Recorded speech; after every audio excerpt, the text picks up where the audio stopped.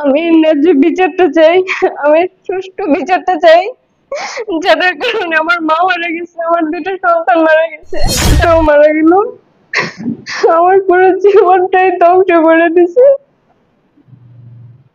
আমি একাধিকবার নারায়ণগঞ্জ ফতুল্লা থানাতে গেছি মামলা করার জন্য, তারা কোনো মামলা নেয় নাই।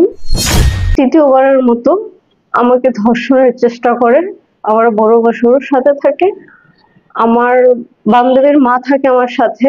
আমাকে ধর্ষণ করতে না পারায় আমাকে ওইখানে মেরে ফেলার জন্য অনেক ট্রাই করে। কথা বলছিলাম 2023-এ নারায়ণগঞ্জ আমি চাকরির সুবাদে যাই তল্লা মডেল গার্মেন্টস এর জনি। উনি হচ্ছে গার্মেন্টস এর লাইনম্যান, মডেল গার্মেন্টস এ জব করে। রফিকুল ইসলাম জনি, উনি হচ্ছে গার্মেন্টস এর লাইনম্যান। উনি আমার চাকরির সুবাদে, ওনার সাথে আমার পরিচয়। তো চাকরি কনফার্ম করার বিষয়তে আমাকে ওনার বাসায় ট্রাক দিয়ে নেওয়া হয়। ওইখানে 2023-এ গেলে আমি ধর্ষণের শিকার হই। গার্মেন্টস এর যে লাইনম্যান জনি, ওনার ছোট ভাই মোহাম্মদ সজিব মিয়া, উনি আমাকে ধর্ষণ করে। জনি মিয়ার বাসাতেই আমাকে ধর্ষণটা করা হয়।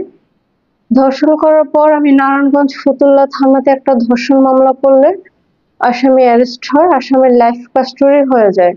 যদি আমি তাকে বিয়ে করি সেক্ষেত্রে সে জামিন পাবে, নয়তো না। তো যেহেতু একটা মানুষের জীবন মরণের প্রশ্ন, আর জজ সাহেবও বিয়ের রায় দিছে, সেই ক্ষেত্রে আমি তাকে বিয়ে করি। বিয়ের 5 মাস পর আমার একটা বেবি কনসিভ করে, 2 মাসের। আমার সেই বেবিটাকে ভাতের সাথে ওষুধ খায় আমার শ্বশুর নষ্ট করে ফেলে। এটা আমি এলাকার মেম্বারকে জানাইলে ওরা এটা নিয়ে একটা বিচার সালিসি করে দেয়। আমার শ্বশুর বলছে ভবিষ্যতে আর এরকমটা সে কখনো করবে না। তার কয়েক মাস পর আমার আবার একটা বেবি কনসিভ করে। ওই বেবিটার যখন ডেলিভারি রানিং মাস চলতেছে, ওই টাইমে আমার শ্বশুর আমাকে ধর্ষণ মামলাটা তোলার জন্য ভীষণ প্রেসার দেয়। তাদের এলাকার মেম্বারকে একাধিকবার আমার বাসায় নিয়ে এসে ডাকে, আমি যদি মামলাটা না তুলি তাহলে আমাকে এই মানে অসুস্থ শরীরে আমাকে বাসা থেকে বের করে দিবে। তো তাদের টর্চার সহ্য করতে না পেরে, আমার শ্বশুর শাশুড়ি টর্চার সহ্য করতে না পেরে, আমি আমার শ্বশুরকে আমার হাজবেন্ড সহকারে ঢাকা আসি, আইসা মামলাটা তুলে দেই।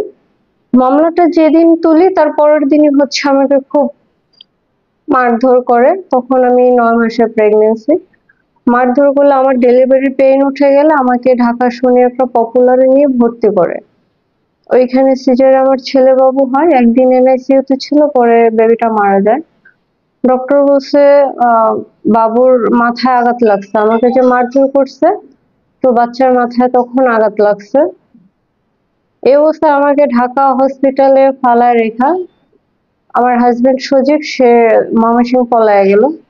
হসপিটালে বিল আসছে 65,000 টাকা, এর জন্য সে পলায় গেল। আমি হসপিটাল থেকে বাসা আসার পর তার কয়েকদিন পরে আমি ময়মনসিংহ আমার শ্বশুর বাড়িতে আমি একাই চলে যাই। চলে যাওয়ার পর আমার শ্বশুর, আমার শাশুড়ি আমার সজীবকে আমাকে ঢাকা পাঠায় দেয়, বললো আমি সুস্থ হইলে দুজনকে ঢাকা চাকরিবাদা করে খাওয়ার জন্য। আমি সজীবকে নিয়ে ঢাকা চলে আসি নভেম্বর মাসের 20 তারিখ। ঢাকা ডেমরাতে আমরা একটা বাসা ভাড়া নিই। দেন জানুয়ারি মাসের 20 তারিখ সে আমাকে ঢাকা ভাড়া বাসা ফালায় রেখে আবার পলায় যায়। পলায় গিয়ে সে তার বোনের জামাই ফরহাদ সৌদি থাকে। সৌদি থেকে আমার আম্মাকে ফোন দিয়ে এত খারাপ ভাষা, উচ্ছৃঙ্খল ভাষায় ফোন দিয়ে গালাগালি করে যে ফেব্রুয়ারি মাসের 5 তারিখ আমার আম্মা বিষ খেয়ে আত্মহত্যা করে। তাদের কারণে আমার দুইটা বাচ্চাও মারা গেল, তাদের কারণে আমার মাটাও মারা গেল, আমার পুরো জীবনটাই ধ্বংস করে দিছে। শুধু যে তাই তা না, আমার হাজবেন্ড সজীব একাধিক মেয়েদের সাথে ফেসবুকে, ইমোতে কথা বলে, ওগুলো স্ক্রিন রেকর্ড করে মেয়েদেরকে ব্ল্যাকমেল করে মোটা অঙ্কের টাকা হাতায় নেয়।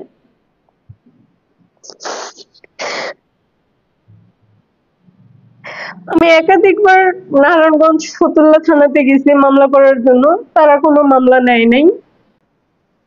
দেন গত মাসের 29 তারিখ কোন এক জার্নালিস্ট ভাইয়ের মাধ্যমে ওসি স্যারের সাথে কথা হয়। স্যার বলছে যে আপনার বোনকে পাঠিয়ে দেন, আমরা দেখতেছি বিষয়টা কি করা যায়, মামলা নিব আমরা, সমস্যা নেই। 29 তারিখ সন্ধ্যাবেলা আমি থানায় চলে যাই। আমি ওসি স্যারের সাথে দেখা করতে চাইছি, কিন্তু স্যার থানাতে ছিলেন না, আমি স্যারের সাথে দেখা করতে পারিনি। আমি একটা অভিযোগ দিয়ে আসি। অভিযোগ দেওয়ার পর রাত্রে চলে আসি। পরের দিন সকালবেলা আমি আবার থানাতে যাই। সকাল থেকে দুপুর 12টা পর্যন্ত অপেক্ষা করি, কিন্তু আমি ওসি স্যারের সাথে দেখা করতে পারিনি, স্যার থানাতে ছিলেন না। তো প্রথম আমার অভিযোগটা এসআই আতিকুর রহমানকে দেওয়া হলো, তারপরে চেঞ্জ করে দিল এসআই দেলাওয়ার হোসেনকে। তার 2-3 মিনিট পর দিল আবার এসআই আফতাবকে। এসআই আফতাবকে দেওয়ার পর ওনার যে সোর্স ছিল ওনার মাধ্যমে স্যারের সাথে কথা বলি। কথা বলার পর স্যার বললো যে তল্লা মডেল গার্মেন্টস এর সামনেই আছে উনি, আমাকে ওখানে যাওয়ার জন্য। আমি থানা থেকে সরাসরি তল্লা মডেল গার্মেন্টস এর ওখানে যাই। আমার বড় বাসা হচ্ছে তল্লা মডেল গার্মেন্টস এর সাথে। ওখানে গেলে এসআই আফতাব আমার বড় বাসুরের বাসা যায়, আমার বাসুরকে বাসায় না পেয়ে আমাকে গার্মেন্টস এ নিয়ে যায়। গিয়ে তল্লা মনির ওনার সাথে আমাকে সাক্ষাৎ করায় দেয়। আর এসআই আফতাবের যে সোর্স ছিল উনি আমার কাছ থেকে 3000 টাকা নেয়, বললো স্যারকে দিতে হবে, স্যার নাকি চাইছে, কিন্তু এসআই আফতাব আমার কাছে চাইনি, ওনার সোর্স উনি আমার কাছে চাইছে। জোর করে মূলত স্যারের কথা বলে আমার কাছে 3000 টাকা নেয়। টাকাটা নেওয়ার পর এসআই আফতাব আর ওই যে ওনার সোর্স ছিল ওনারা স্যারকে বললো, ওই যে তল্লা মডেল গার্মেন্টস এর মনির, ওনাকে বললো যে ভাই আপনি বিষয়টা দেখবেন, আপনি খুব ভালো একজন মানুষ, আমি এটা যাতে একটা ন্যায্য বিচার পাই দেখবেন, আর আমার একটা আসামি ধরতে হবে, আমি চলে যাচ্ছি, আমি সময় দিতে পারবো না। এই কথা বলে উনি আমাকে মনির সাহেবের কাছে আর আমার বড় বাসু ওনার কাছে তুলে দিয়ে আসে। দিয়ে আসার পর ওইখানে আমাকে উচ্ছৃঙ্খল ভাষায় গালাগালি করা হয়।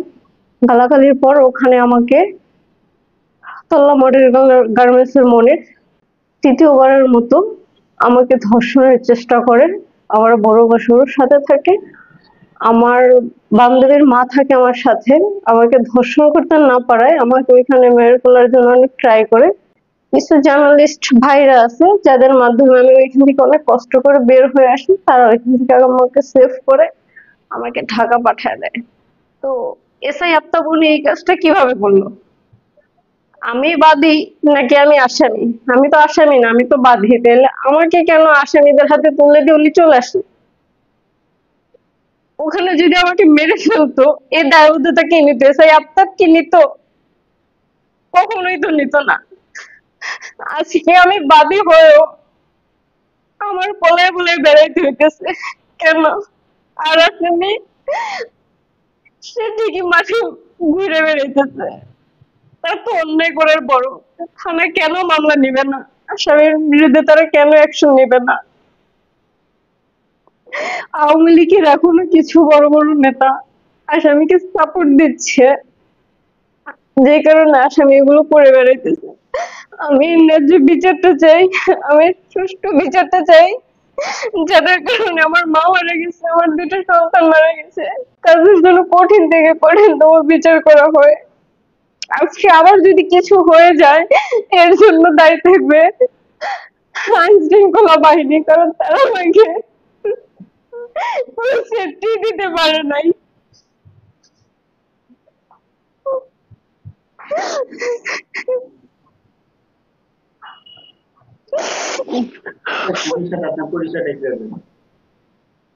তার বড় ভাই জনির মাধ্যমেই তার সাথে আমার পরিচয়। প্রথম যে আপনাকে ধর্ষণ করলো এখানে কি আপনার মত ছিল নাকি? না, আমি তাকে কখনো চিনতামও না। তার বড় ভাইয়ের বাসায় যখন আমি কাজের সুবাদে যাই তখনই ফার্স্ট তাকে দেখি, তখনই পরিচয়। তার বাসায় আমি ধর্ষণের আগে আরো 2বার গিয়েছিলাম এই কাজের সুবাদে কথা বলতে, কিন্তু সেদিন যে আমার সাথে এরকম একটা ঘটনা ঘটবে আমি বুঝতে পারিনি। তাহলে তো আমি যাইতাম আমার ন্যায্য বিচারটা পাই, আর আসামিকে যেন খুব দ্রুত তার প্রতি অ্যাকশন নেওয়া হয়। যৌতুক মামলা আর একটা হচ্ছে শিশু মার্ডার মামলা। আপনার সে আমাকে নভেম্বর মাসের 7 তারিখে তালাক দিছে, যেটা আমি জানি না, আমি আধা নোটিশ পাইনি। কিন্তু আমার যে শিশু মার্ডার মামলা ওইটা তদন্তহীন আছে পিবিআই তে, ওই ম্যাম আমাকে দিয়েছে কাগজটা যে সে আমাকে নভেম্বর মাসের 7 তারিখ তালাক দিছে। তো নভেম্বর মাসের 7 তারিখ হচ্ছে আমি ময়মনসিংহ আমার শ্বশুর বাড়িতে। তো সে যদি আমাকে তালাক দিয়ে থাকে সে তো জানে যে আমাকে তালাক দিয়েছে। তালাক দেওয়ার পর সে আমার সাথে সংসার করলো কিভাবে? নভেম্বর মাসের 20 তারিখ সে ঢাকা আসছে আমাকে নিয়ে, 23 তারিখে রুম ভাড়া নিচ্ছে ঢাকা ডেমরাতে।